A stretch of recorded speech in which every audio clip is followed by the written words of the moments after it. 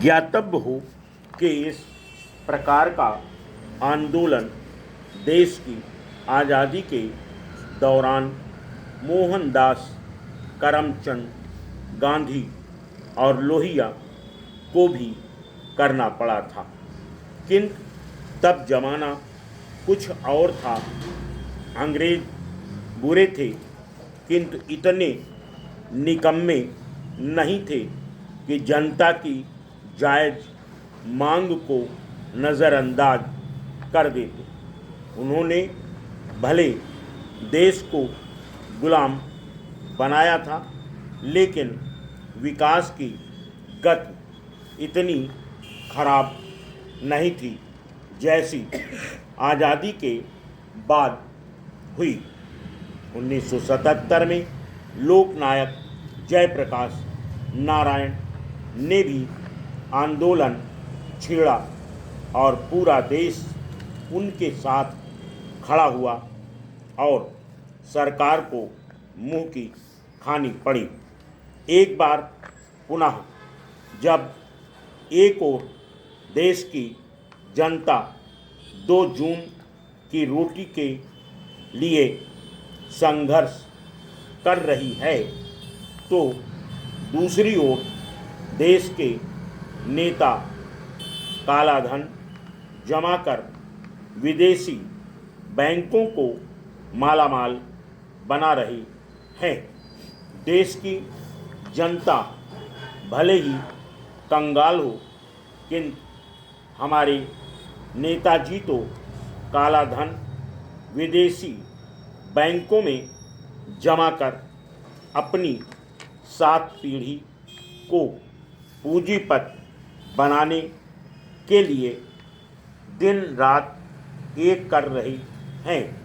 तभी तो देश की जनता चाहे जितना चिल्लाती रहे, अन्ना केजरीवाल या रामदेव अनशन करते हुए दम तोड़ दें, तो इनकी बला से आखिर इनके परिजन और आने वाली संतानें तो सोने के चम्मच में खाएंगी। देश रहे चाहे भाड़ में जाए। हमारे देश के इन लंबरदारों से क्या मतलब? यही मतलब होता तो टीम अन्ना के सदस्यों की बिगड़ती हालत पर देश के खातिर इस स्थिति में पहुंचने वाले इन लोगों की सुधि लेने का प्रयास किया गया होता। लेकिन सुधि कौन ले? सत्ता पक्ष से लेकर विपक्ष तक, राष्ट्रीय दल से लेकर क्षेत्रीय दलों के नेताओं के हाथ तो इस काले धन की कालिक से पुते हुए नजर आ रहे हैं। फिर ऐसे देश के इन पहरुओं की सुध लेना किसी मरने वाले सर्प को संजीवनी पिलाने से कम नहीं है।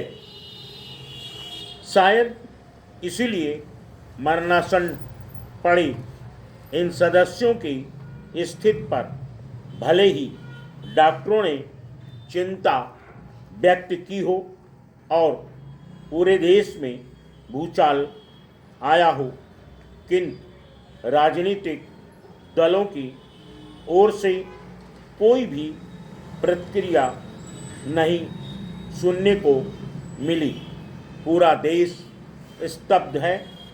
काले धन और भ्रष्टाचार के मुद्दे पर देश की 1.25 अरब जनता के माथे पर बल पड़ गया कि आखिर कोई भी राजनीतिक दल इस विषम मुद्दे पर क्यों नहीं मुंह खोलना चाहता है।